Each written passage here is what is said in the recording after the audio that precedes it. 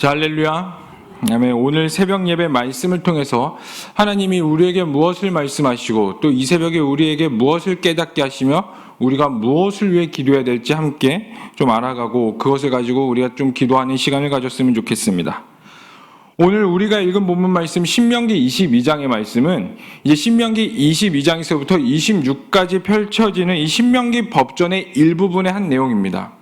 신명기 법전은 다시 한 번 더 말씀드리자면은 하나님의 율법, 하나님의 말씀이 이스라엘 백성들 가운데 있어서 너희가 가나안 땅에 들어가서 이 하나님의 말씀을 잘 지켜서 살면 너희가 하나님의 복과 은혜를 받으며 살지만 반면에 너희가 이 하나님의 말씀으로부터 멀어져 살면은 너희가 저주를 받고 결국 하나님과의 관계가 끊어져서 너희가 죽을 것이라 라는 것에 대해서 핵심 포인트를 갖고 있습니다. 이 율법들을 통해서 하나님께서 이 언약 공동체인 이스라엘 백성들을 향한 관심과 또 그들에게 요구하시는 것들의 범위가 매우 넓다는 것을 우리가 알 수 있어요. 즉 다시 말해서 일상생활에서의 아주 작은 부분이라도 하나님께서는 이스라엘 백성들에게 순종을 요구하십니다. 그리고 그것들을 요구하시면서 이스라엘 백성이 하나님의 거룩한 백성으로서, 즉 구별된 백성으로서 살아가도록 다시 한 번 더 말씀하고 계시는 거예요. 그래서 우리의 삶의 아주 작은 부분이라도, 아주 삶의 사소한 부분이라도 하나님께 순종을 하며 살아갈 때에 하나님께서는 분명히 이스라엘 백성들에게 말씀하시는 것이 복과 은혜입니다. 하지만 반면에 하나님의 말씀이라도 작은 부분이라도 우리가 하나님의 말씀에서 벗어나서 산다면은 하나님의 저주와 또 하나님과의 관계가 끊어지는, 결국 우리에게는 영적인 죽음이 있다는 것을 볼 수가 있어요. 결국 우리도 무엇을 볼 수 있냐면은 내 삶의 작은 사소한 부분이라도, 내가 하찮게 여기는 부분이라도 하나님께 순종을 하며 하나님의 말씀을 따라 살기를 갈망하시는지, 아니면 이러한 부분은 괜찮아, 이 정도는 괜찮겠지 하면서 나와 적당히 죄와 타협하면서 살아가시는지를 우리가 한번 스스로 살펴보기를 소망합니다. 신명기 말씀을 보면은 아주 삶의 작은 사소한 부분, 혹은 그 당시 이스라엘 백성들의 삶과 우리의 삶이 잘 맞지가 않는다 하여 좀 다른 삶을 살고 있다 하여서 놓치고 살아가는 부분들이 꽤 많이 있음을 보게 돼요. 그런데 우리는 이런 부분을 절대로 놓쳐서 살면 안 돼요. 오히려 이 신명기 이 사소한 부분, 이 부분들 가운데 있는 하나님께서 말씀하시고자 하는 영적인 메시지가 무엇인지, 그리고 오늘날이 살아가는 이 마지막 시대를 살아가는 우리들에게 무엇을 말씀하시는지를 좀 깨닫고 우리가 하나님의 말씀대로 살아가기를 소망합니다. 그러면 신명기 22장 가운데는 어떤 메시지들이 있는지 우리가 좀 살펴보기를 원하는데, 22장의 메시지를 크게 딱 두 분류로 나눠볼 수가 있습니다. 삶에 일어날 수 있는 여러 가지 일들에 대한 규례, 그래서 기타 규례들, 그런 부분으로 나눌 수가 있고요. 또 이제 중반부터 후반까지는 순결법으로 좀 나눠볼 수가 있습니다. 그래서 신명기 22장 1절에서 4절까지의 말씀을 보면은 가축, 의복, 그 외에 일어나는 여러 가지 일들을 누군가 잃어버렸을 때 내가 길을 가다 그것들을 발견하면은 그 주인을 반드시 찾아서 돌려주라라는 하나님의 메시지가 담겨 있어요. 절대로 우리는 길을 가다가 뭔가를 발견하면은 어떻습니까? 저도 가다가 좋은 펜을 발견하게 되면 먼저 드는 생각이 주인 없나? 그래서 적당히 좀 살펴보다가 없으면 제가 사용하게 되는 이러한 것들을 보게 돼요. 근데 오늘 본문 말씀은 그러한 것들이라도, 아주 작은 부분이라도 원래 주인에게 찾아줘라. 그리고 도움이 필요한 자들에게는 도움을 주라는 이웃사랑에 대한 하나님의 메시지가 담겨 있어요. 그리고 또 여러 가지 기타 규례들 가운데 작은 생명인 이 새를 취하는 것도 하나님께서는 어미 새를 풀어주고 아기 새는 내가 가지며, 또 내 집에 있는 난간에 그 새가 떨어지지 않도록 조심하라. 왜냐하면 그 새에 대한 생명도 있지만 그 새가 떨어져서 그 피가 우리 집 앞에 떨어지면은 그 저주가 우리 집에게 임할까 하노라. 결국 우리 삶에 일어날 수 있는 여러 가지 부분들, 아주 디테일한 것까지 하나님의 은혜가 임하도록, 저주가 끊어지고 하나님의 은혜가 임하도록 말씀하시는 것들을 보게 됩니다. 그리고 남자와 여자의 의복을 절대로 섞어 입지도 말고, 또 파종을 할 때 포도씨와 다른 것들을 섞어 하지 말라. 이것들은 우리에게 무엇을 말씀하시냐면 이 시대 가운데서 절대로 우리가 혼합하여 살지 말아라. 여러분, 거룩이 무엇인가요? 구별된다는 것입니다. 하나님의 거룩한 백성으로서 철저히 우리의 뜻을 정하라는 거예요. 여러분들의 뜻은 어디 있습니까? 내 삶의 만족에 있는지, 과연 정말 하나님의 나라에 있는지를 다시 한 번 더 살펴보시길 바랍니다. 근데 우리는 너무나 세상 것과 나의 것을 같이 취하기를 원해요. 혹은 나의 욕심, 내 자녀가 잘 되기 위해서, 내 사업이 번창하고 내 가정이 잘 되기 위해서 하나님을 이용하는 것처럼 보일 때가 너무나 많아요. 내가 하나님을 잘 믿으면 내 삶에 이런 축복이 임하겠지. 근데 하나님께서 주시겠다는 복은 우리의 가운데 육적인 복이 아니에요. 물론 육적인 복은 덤으로 따라올 수가 있어요. 근데 그것은 있어도 되고 없어도 되는 것이에요. 근데 하나님께서 정말 말씀하시고자 하는 복은 무엇이냐면은 하나님의 언약입니다. 하나님께서 아브라함을 부르실 때 복이 될지라, 왜 복이 된다고 말씀하시냐면 하나님의 언약이 아브라함 가운데 이루어질 것이기 때문이에요. 아브라함에게 주신 언약은 뭐냐면은 내가 너를 통하여서 이스라엘이라는 공동체를 만들 거야. 그리고 그 민족으로 하여금 온 세계 가운데 복이 될 것이고, 그 하나님의 언약입니다. 그럼 우리에게 주어지는 그 하나님의 언약의 복은 무엇일까요? 바로 예수 그리스도예요. 우리가 하나님의 말씀대로 살아가고 세상과 구별되어서 하나님의 뜻대로 살아간다면 우리에게 주어지는 그 복이 바로 예수 그리스도고, 그 예수님을 우리가 더 알아갈 때 결국 얻어지는 것이 무엇이냐면 우리 가운데 하나님의 뜻이 무엇인지를 알게 돼요. 그리고 그 뜻은 결국 무엇으로 연결되냐면 저 하늘나라, 저 천국으로 연결되는데, 내 삶 가운데 다시 오실 예수님에게를 어떻게 준비할 것인가, 그리고 정말 하나님이 원하시는 뜻이 내 삶에 어떻게 풀어질 것인가, 그것들을 발견하게 됩니다. 그리고 우리가 하반기에 이제 후반부에 13절부터 30절까지는 어떤 내용이 들어있냐면은 이 순결법에 대해서 말하고 있어요. 근데 여기에 나오는 이 순결법에는 한 가지 좀 특징이 있음을 발견하게 됩니다.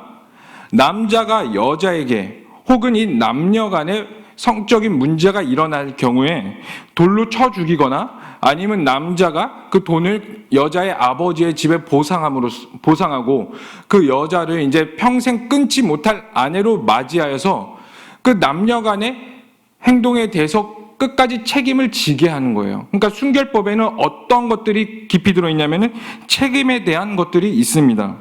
예를 들어서 23절의 말씀을 봤을 때 남자가 아내를 맞이하는 그 여인을 아내로 맞이할 때 그 여인이 너무나 싫어요.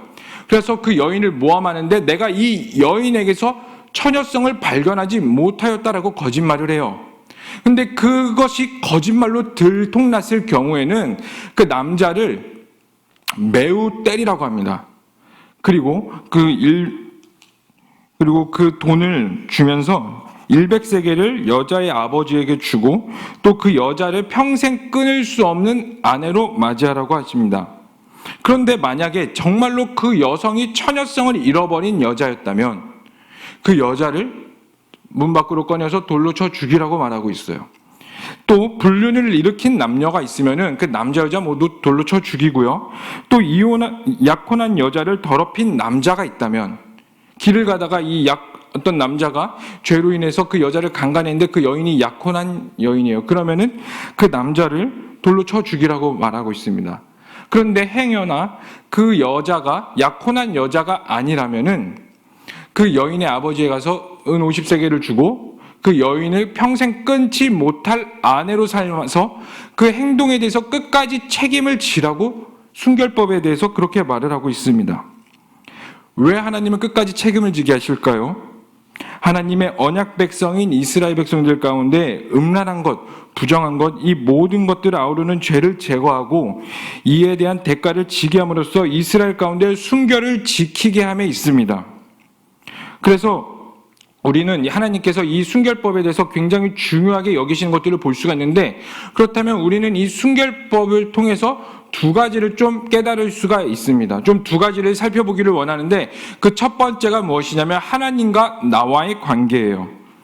하나님께서 순결을 말씀하실 때 남자와 여자의 관계, 즉 부부의 관계를 통하여서 이 순결법을 말씀하셨습니다.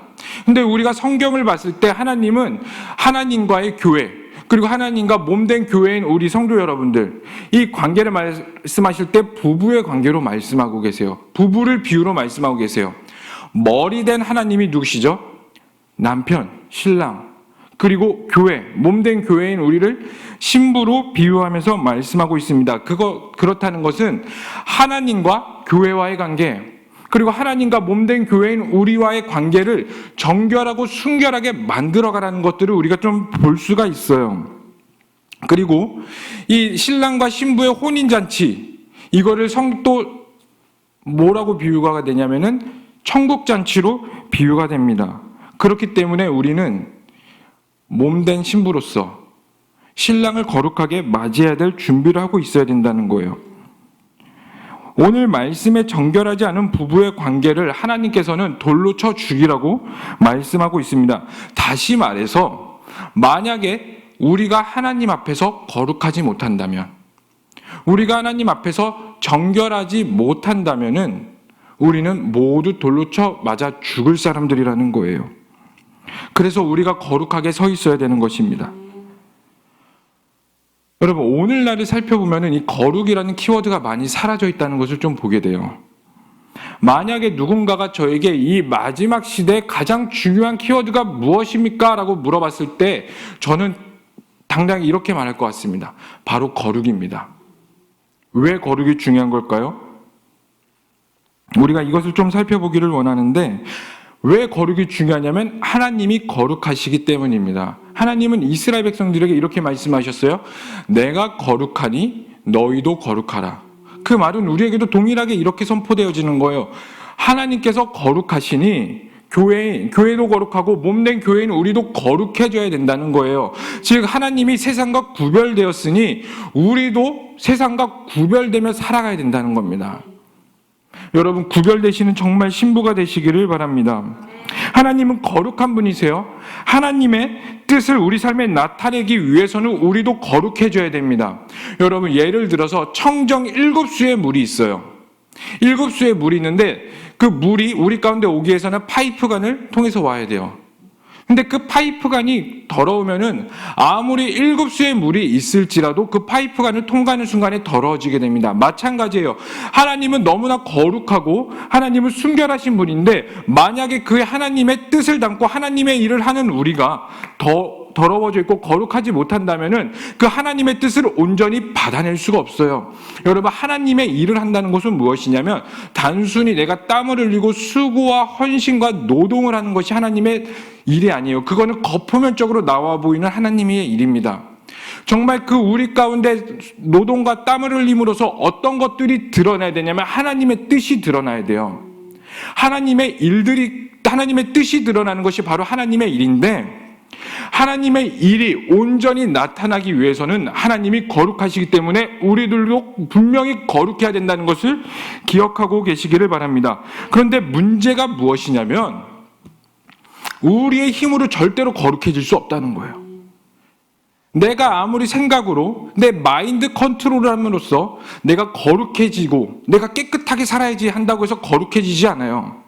내 삶이 아무리 윤리적이라더라도, 정말 법 없이 사는 사람이라더라도, 온유와 겸손의 최고 절정에 다른 사람이라도 절대로 거룩해질 수도 없고, 하늘을 우러러 한 점 부끄럼 없는 삶을 살지라도 우리는 절대로 거룩해질 수 없어요. 왜? 우리는 죄를 가지고 있는 인간이기 때문이에요. 우리의 본성은 죄가 있기 때문입니다. 그렇다면 어떻게 해야 될까요?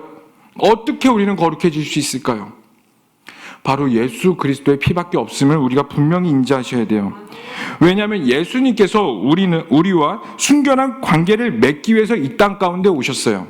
우리가 아담과 하와의 죄로 인해서 하나님과의 관계가 끊어졌어요.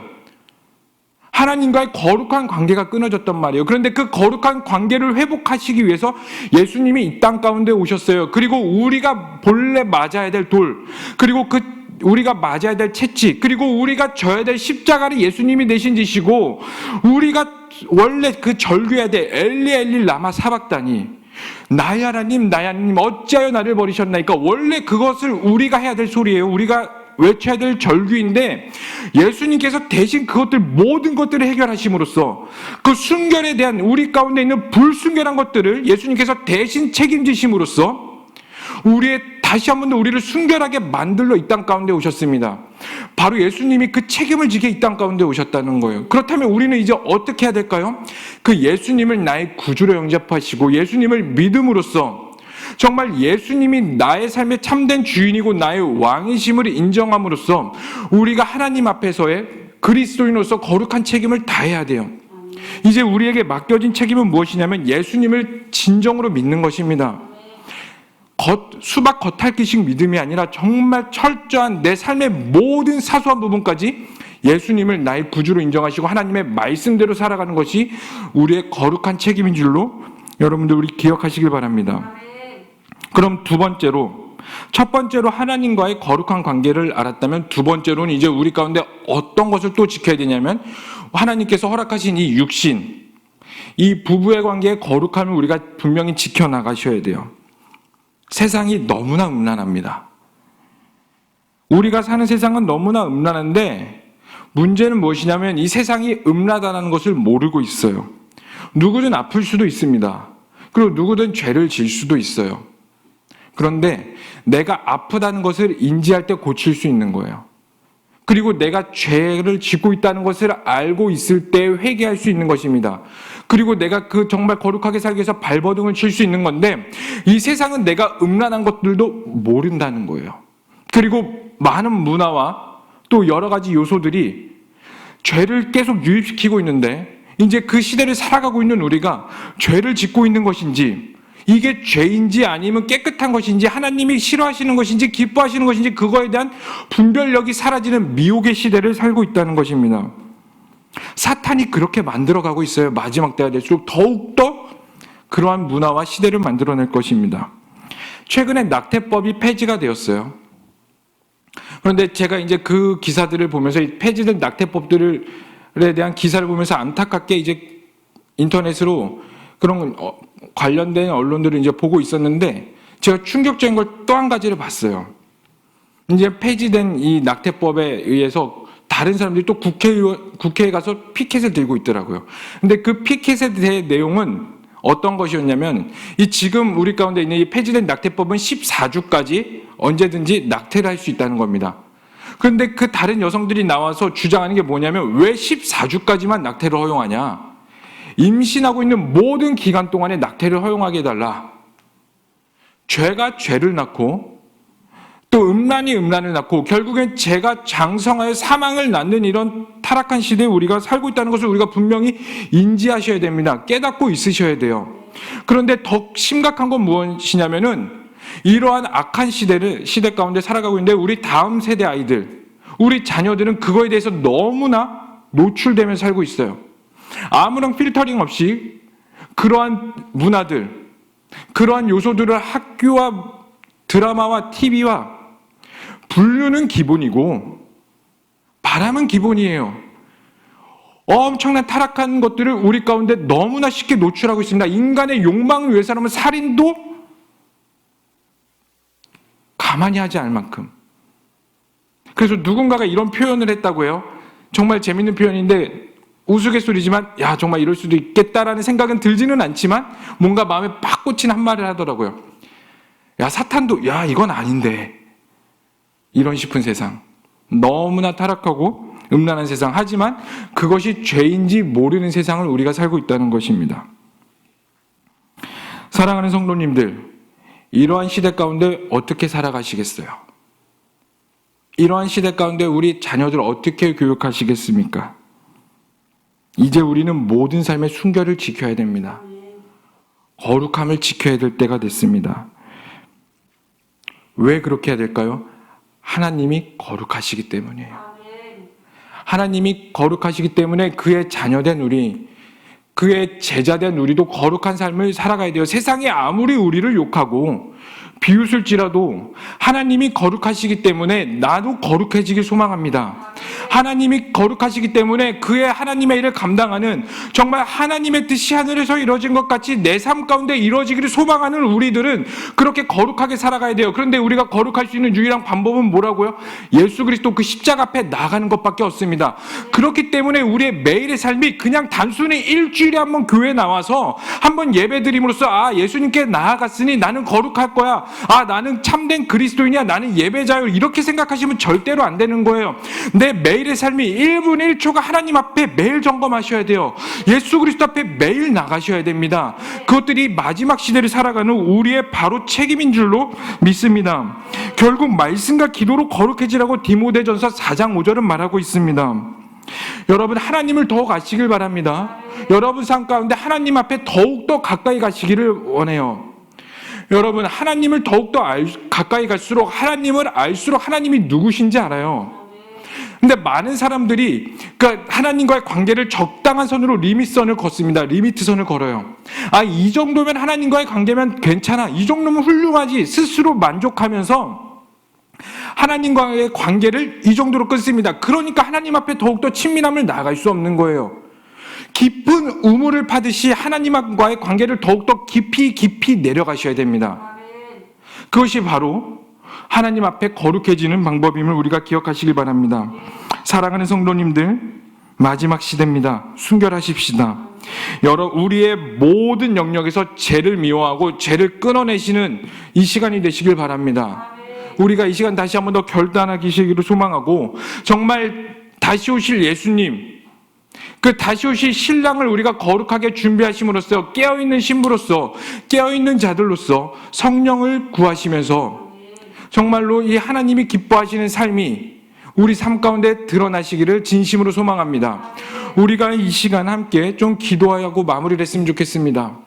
우리가 이 시간 함께 기도하길 원하는 것은, 하나님, 내 삶의 영역에서 거룩하지 못하였고 순결하지 못했던 모든 부분들이 있다면 기억나게 하시고, 내가 다시 한번 더 그 십자가 앞에서 회개하게 하시옵소서.